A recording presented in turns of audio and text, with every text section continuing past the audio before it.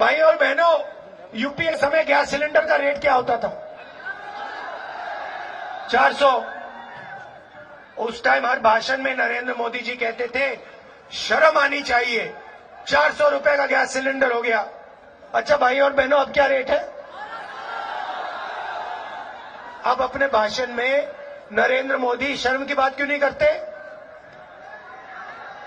अच्छा, पेट्रोल का दाम क्या था यूपीए के समय? 60 रुपए।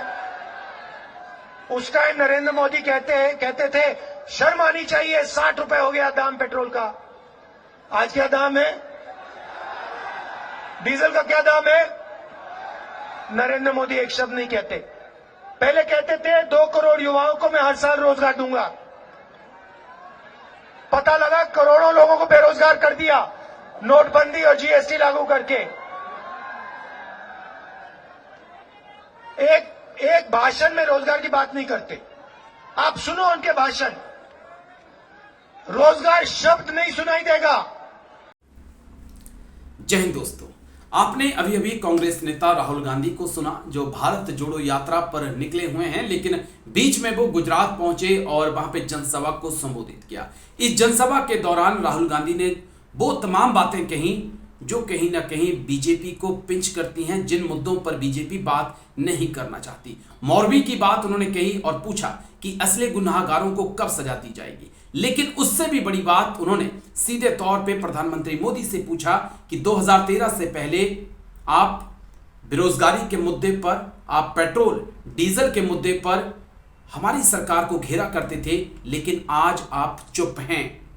जिस वक्त सिलेंडर 400 रुपए का मिला करता था, उस वक्त आपकी पार्टी को महंगा लगा करता था, लेकिन आज आपने 8 साल के अंदर सिलेंडर को 1100, 1150 रुपए का पहुंचा दिया। वो आपको सस्ता लगता है। इतना ही नहीं, राहुल गांधी ये भी बोलते हैं कि डीजल और पेट्रोल के दाम जब 70 रुपए के आसपास थे तब आप हो हल्ला किया करते थे, लेकिन जब 100 रुपए के पार पहुंच गए तो आप चुप हैं।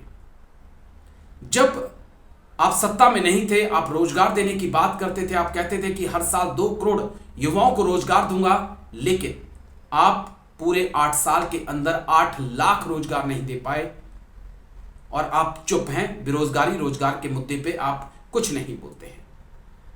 तो क्या वाकई में प्रधानमंत्री मोदी जो हैं वो रोजगार, बेरोजगारी, बढ़ती महंगाई, पेट्रोल डीजल पे कुछ नहीं बोलते हैं? यह बड़ा सवाल है। और क्या वाकई में प्रधानमंत्री बनने के बाद तो उन्होंने इस मुद्दे पे चुप्पी साध रखी है? इसको भी समझने की कोशिश करेंगे, लेकिन फ्लैशबैक में आपको लेके चलूंगा। कुछ बयान प्रधानमंत्री मोदी के 2013 के और 14 के सुनाऊंगा, किस प्रकार से तब बेरोजगारी, रोजगार, बढ़ती महंगाई उनके लिए बड़ा मुद्दा हुआ करता था। क्या मेरिट के आधार पर नौकरी मिलनी चाहिए कि नहीं मिलनी चाहिए? आपकी ताकत के हिसाब से आपको काम मिलना चाहिए कि नहीं मिलना चाहिए? अगर आप होनहार हैं तो आपके नौकरी का आपको हक है कि नहीं है?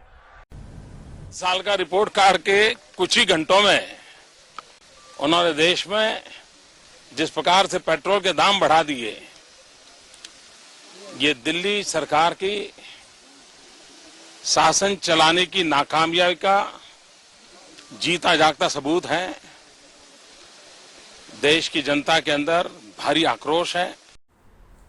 तो दोस्तों, बढ़ती महंगाई का अंदाजा आप ऐसे लगा सकते हैं कि पिछले कुछ सालों में महंगाई इतनी ज्यादा बढ़ी है कि आरबीआई को पिछले 6 सालों के अंदर पहली बार एक विशेष मीटिंग बुलानी पड़ी है। महंगाई का अंदाजा आप इस बात से लगा सकते हैं कि साल 2018 और नवंबर का महीना था और उस समय 1 लीटर सोयाबीन तेल की कीमत 99 रुपए हुआ करती थी, और उसके बाद आज ये कीमत जो है 165 रुपए हो चुकी है। यानी कि एक सोयाबीन का तेल अगर आपने 2018 में खरीदते थे आप, तो 99 रुपए आपको चुकाना पड़ते थे, लेकिन आज 165 रुपए आपको चुकाने पड़ते हैं। यानी कि 4 सालों में इसकी कीमत में 66% तक की बढ़ोतरी हुई है।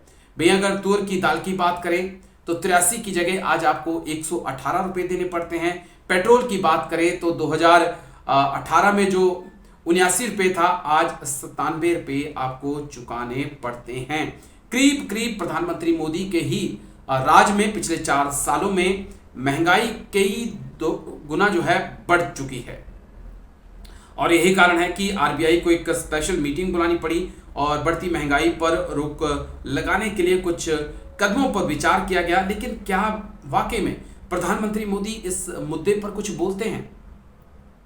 नहीं, प्रधानमंत्री नहीं बोलते हैं और शायद मुझे नहीं लगता कि उनको बोलने की जरूरत भी है, क्योंकि प्रधानमंत्री मोदी का फोकस सिर्फ होता है चुनाव चुनाव चुनाव जीतना, अपनी पार्टी को जीत दिलाना। और यही उनको लगता है कि जब तक पार्टी जीत रही है, हर स्टेट दर स्टेट उनकी पार्टी को अगर जीत मिल रही है, तो महंगाई कितनी बढ़ जाए, ना तो प्रधानमंत्री मोदी को कोई फर्क, ना बीजेपी को कोई फर्क पड़ता है, क्योंकि लोग उनसे नाराज नहीं हैं। यही कारण है कि महंगाई पर अब ना तो प्रधानमंत्री मोदी ना बीजेपी के कोई नेता जो हैं इस मुद्दे पर बात करते हैं। लेकिन अब आप भी सोच रहे होंगे कि जब राजेश आप बोल रहे हैं कि महंगाई इतनी ज़्यादा बढ़ रही है, तो लोग प्रधानमंत्री मोदी को, बीजेपी को इतना वोट क्यों दे रहे हैं? तो दोस्तों, धर्म की जो चाशनी चटाई गई है ना, उसका स्वाद जाता नहीं है, वो लंबे समय तक स्वाद रहेगा। धर्म के ऊपर जहां राजनीति शुरू हो जाती है तो समझिए कि तमाम मुद्दे उसके आगे फीके पड़ जाते हैं। मेरे साथ बहुत सारे ऐसे लोग, ऐसे दोस्त काम करते हैं जो ये यहां तक कहते हैं कि 3 टाइम की बजाय हम 1 टाइम खाना खा लेंगे, 3 कपड़ों की बजाय हम 1 कपड़ा पहन लेंगे, लेकिन वोट प्रधानमंत्री मोदी को ही देंगे। तो समझ रहे हैं आप, धर्म की चाशनी जो होती है ना, उसका स्वाद जीभ से इतनी जल्दी जाता नहीं है। और यही कारण है कि अब बेरोजगारी, महंगाई जैसे तमाम मुद्दे जो हैं वो नज़रअंदाज हैं और मुद्दा एक ही है, वो धर्म का है। तो ये कुछ फैक्ट थे जिस पे बात मैं कर रहा था। आप इन्हें नकार नहीं सकते कि पिछले 8 सालों में गैस के दाम जो है वो 2 गुने से भी ज़्यादा बढ़ गए हैं। 400 की बजाय आज 1100 को सिलेंडर आप ले रहे हैं। पेट्रोल जहां 60-70 रुपये हुआ करता था, वो 100 को पार कर रहा है। डीजल भी लगातार महंगा हो रहा है। मैंने सोयाबीन तेल की बात की, सरसों का तेल की बात तो करना मैं भूल गया, जो बीच में 200 को पार कर चुका था। तो महंगाई चरम पे है। और लेकिन हैरानी की बात है कि प्रधानमंत्री मोदी जो महंगाई पर कांग्रेस की सरकार को घेरा करते थे, जब से उनकी सरकार बनी है पिछले 8 सालों से 8.5 सालों में उन्होंने महंगाई पर चुप्पी साध के रखी है। ना वो कुछ बोलते हैं, ना उनके सिपह सलाहकार कुछ बोलते हैं। तो वीडियो आपको कैसा लगा कमेंट करके जरूर बताइएगा। अच्छा लगे तो शेयर सब्सक्राइब जरूर करिएगा। जय हिंद, वंदे मातरम।